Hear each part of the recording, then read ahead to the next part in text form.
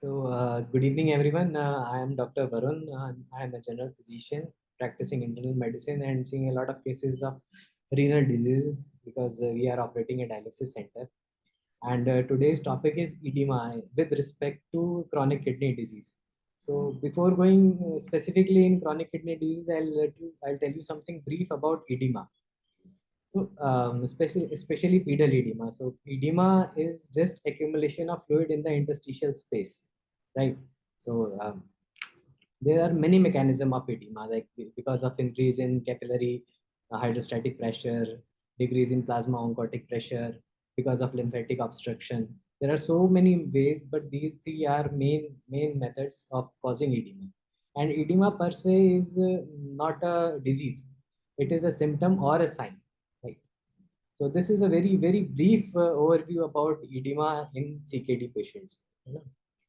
So there are many causes of edema. Like there can be from top to bottom. If we go, then there is thyroid disorders, then cardiac disorders, then liver disorders, then renal disorders, and few other miscellaneous causes like deep vein thrombosis and whether it can be because of cellulitis also, right?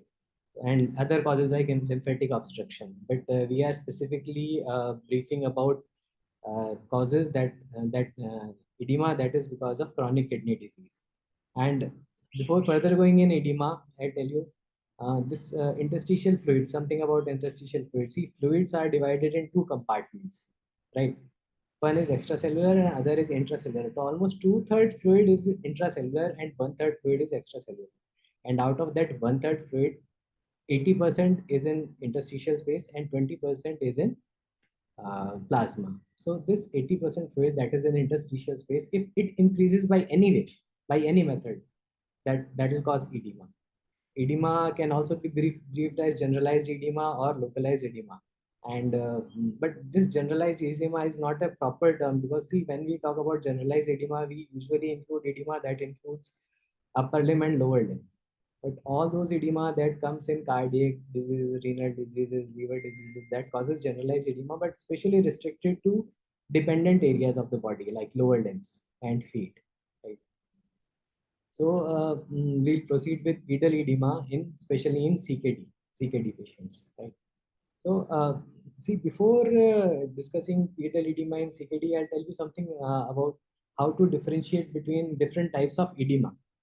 Right. So if a patient comes to you with edema, you should first think of all these major five causes include thyroid, cardiac, renal, and liver mainly. Right.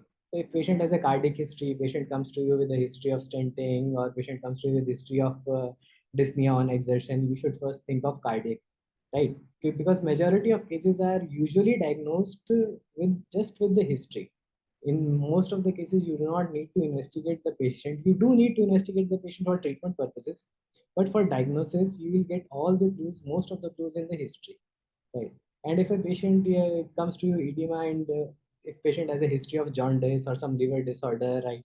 If patient comes to you with history of, right, he had repeated episodes of jaundice, if patient is chronic alcoholic, then you can think of, yes, this edema is because of liver disorders.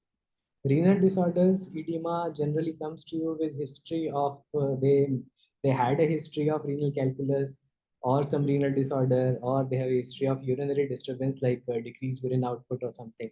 So by history, you can broadly classify that if patient's edema is because of cardiac, renal, or liver disorders. Second thing on examination part is we used to define this term as pitting edema and non-pitting edema. And non-pitting edema is usually generally because of lymphatic causes or because of gags like in hypothyroidism or some cause of lymphatic obstruction like filariasis. But majority of edemas are pitting edemas, and this is a vague term. We do not classify patients on pitting edema and non-pitting edema. So we have encountered, let us suppose, a patient of pedal edema, and we would like to first investigate. Next step is to investigate that patient. Right. The first thing you will do is complete blood count. Right. Complete blood count, and especially with respect to CKD patients, you will find anemia. And anemia is specifically microcytic type of anemia. You can get an overview like this: mean corpuscle volume will be less in microcytic anemia. So here in CKD patient, anemia will always generally 99% anemia will be there, and it is a very major clue that patient is of CKD. Next thing you will do is kidney function test. In this, you will do serum creatinine, blood urea, and uric acid levels. Because in CKD, uric acid level generally rises. After that, you will do a urine albumin to creatinine ratio. See, urine albumin to creatinine ratio is very necessary because earlier we used to do a urine creatinine ratio, but that we had to collect 24 hours urinary sample. So on spot urine, you can do urine albumin creat ratio. And these values are 30, 30 to 300 and more than 300. That is exactly like proteinuria. Next thing you need to do is an sonogram, because you need to classify patient whether patient is of acute kidney injury or of CKD, chronic kidney disease. In acute kidney injury, generally kidneys are swollen, their size is increased, and in chronic kidney disease, size is usually decreased, except in few cases like in diabetes, CKD size may be normal or increased, and in amyloidosis also, size may be normal or increased. The next investigation you have to do is serum electrolyte and phosphorus levels. Because see, serum electrolytes are generally disturbed in patients of CKD. And moreover, you are going to treat edema with diuretics and many other drugs. And they are also going to affect the electrolyte level. So base electrolyte level, you have to obtain in all the patients. So I'll brief it. Complete blood count, kidney function test, urine albumin creatinine ratio, sonogram, whole abdomen, serum electrolyte, phosphate, and other investigation also like blood sugar levels and chest X-ray. You have to obtain ECG because dilated cardiomyopathy is very common in CKD patients that are on dialysis. So you have to do all these baseline investigation before going further and how to treat the edema. Because first of all, you have to rule out what about the causes of edema. There are so many causes of edema in CKD, right? You cannot treat all the patient with same drugs. So next we go to the management of pedal edema, especially in CKD. See, there are very non-pharmacological methods and pharmacological methods. The most important non-pharmacological step in patient of CKD is salt restriction. Less than 2 gram of sodium is recommended. And if patient can go for less than 1.5, then that's very good. Less than 2 gram of sodium should be taken in 24 hours by the patient. And it is very, very important for patients that comes with edema. There are other methods like you can ask patient to elevate their limbs while they are sleeping. They can put 3 or 4 pillows below their legs before when they sleep. So that will also reduce the dependent edema.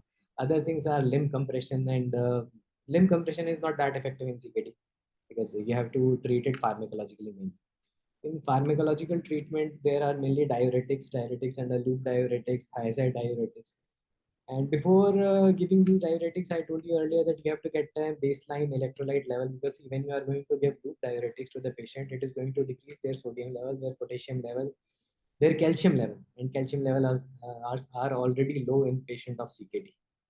So you have to give it cautiously, like furosemide or torsemide. Torsemide is long acting as compared to furosemide. Further, if you need, you may add thiazide diuretics, especially metolazone. Right? Thiazide diuretics also decreases sodium and potassium, and metolazone is only an add-on drug. You have to start with loop diuretics. If it is not effective, then you can add metolazone also. In third category comes potassium sparing diuretic like spironolactone. And you have to be very cautious while giving spironolactone to a patient of CKD, because the spironolactone will cause hyperkalemia. And hyperkalemia is very, very dangerous for CKD patients. CKD patients can go in cardiac arrhythmia because of potassium sparing diuretic, because it is going to increase the potassium level.